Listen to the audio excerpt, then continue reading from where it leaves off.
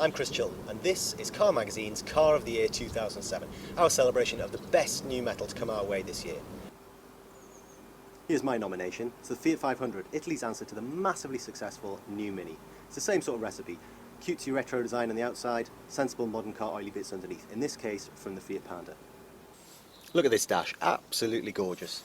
Check out that really cool retro pod containing the speedo and rev counter in one unit, really nice. And this painted section here, it's very clever because this section disguises the fact that the rest of the plastics aren't actually that great. I had an original 500 a couple of years ago, and I can tell you that this car isn't anything like that to drive. That's no bad thing. Non-synchro gearboxes and 18 horsepower don't really cut it these days. This car's a lot of fun though.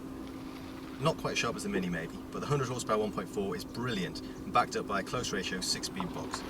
Can't remember the last time I laughed so much driving a car with so little power. This car is going to be massive next year. It looks great, it's huge fun to drive, and best of all, you don't need to be a millionaire to afford it. That's why it's my car.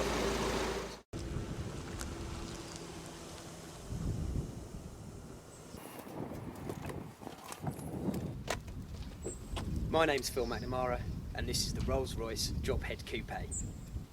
No car's made a bigger statement in 2007. It's twice the size of the Fiat 500, and it cost £307,000. There are so many great details on this car. Check out the 21-inch wheels, and if you come round to the back, you can see this teak decking. Look at the craftsmanship. It's like a yacht. Hidden in the wings are umbrellas. And it's a good job, because if you get caught in a shower, the roof takes ages to come up. But best of all, check out the doors.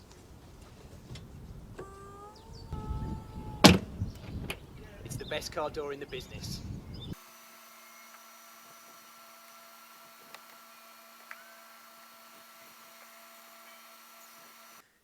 It's just as special to drive too.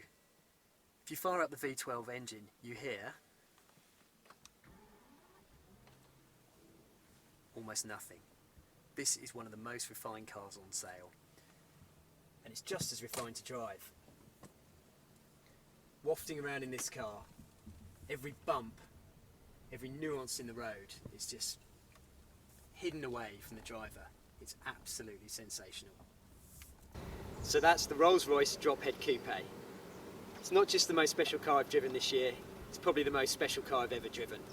And that's why it's my pick for Car of the Year.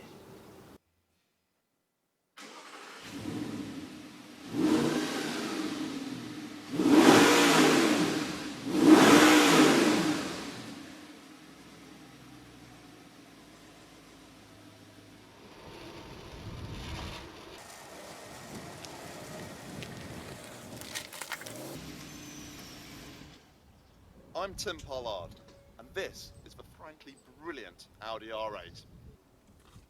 It's as significant as the Honda NSX was 18 years ago. Just think about it for a moment. I mean, Audi have really been purveyors of jumped-up Volkswagens over the years, but now, out of the blue, comes this, a car which beats the Porsche 911 at its own game. Just look at this. This is engine art of the finest order. It's a 4.2, 414 brake horsepower, V8 from the RS4, and it really feels it on the road. This car is quick. Some say it's just a big TT, but I mean, look at it. Look at these blades down here, sort of the aluminium body. For me, they really have carved out a new look for their supercar. It looks terrific, like nothing else out there. And the best thing about the R8 is it's a car you can just get in and drive. You can see out of it, you can get out of it, and yet it really is a brilliant drive. It's a precise machine, and that's why it's my car of the year.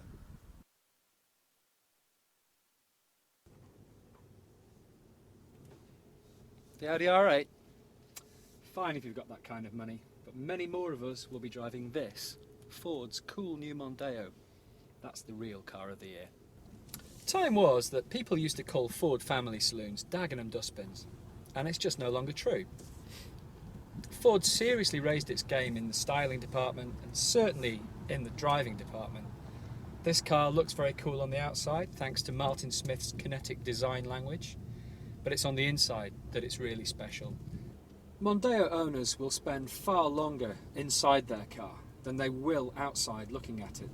And that's probably a good thing, because the interior of the Mondeo is one of its best points, Ford has seriously upped its game in quality, to the extent that the dashboard finishes, even down the centre console, are of a really high quality.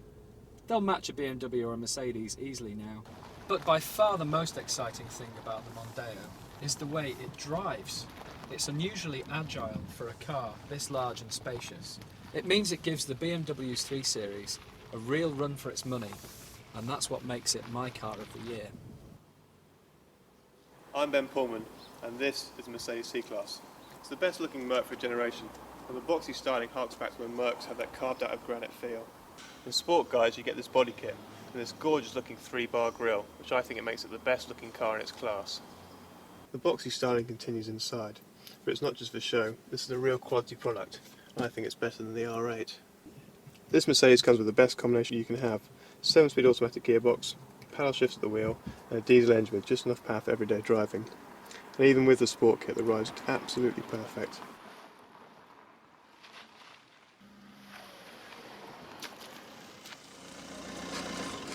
And that's why the Mercedes C-Class is my car of the year 2007. I'm Ben Barry, and this is the new BMW M3. Forget for a minute the pretend supercars and the repmobiles. Here's the real star of 2007. If there's one car here that can do everything, this is it. It's as entertaining as the Audi, it's as refined as the Mercedes, and it's as practical as the Mondeo, especially if you order the 4-door. But the best part is the 4-litre V8 engine. It sounds glorious, it goes like stink, and it's clever too, weighing 15 kilos less than the straight 6 it replaces.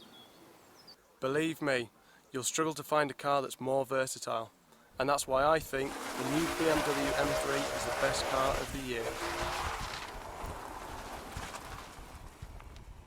So, 6 great cars, but only one winner. Did the Rolls outglam the R8? Did the Mondeo beat the new C-Class at its own game? Or did the M3's V8 charm us into giving it the nod? None of that mattered in the end, because we were all seduced by one car, the Fiat 500. Yes, the cheapest car here, one of the cheapest we've driven all year, is our pick of 2007. Why? Because it signals a turnaround in the fortunes of Fiat. Because it produces that same feel-good factor as a Rolls-Royce. And because, in its own way, it's as fun to drive as the M3. That's why the Fiat 500 is Car Magazine's Car of the Year 2007.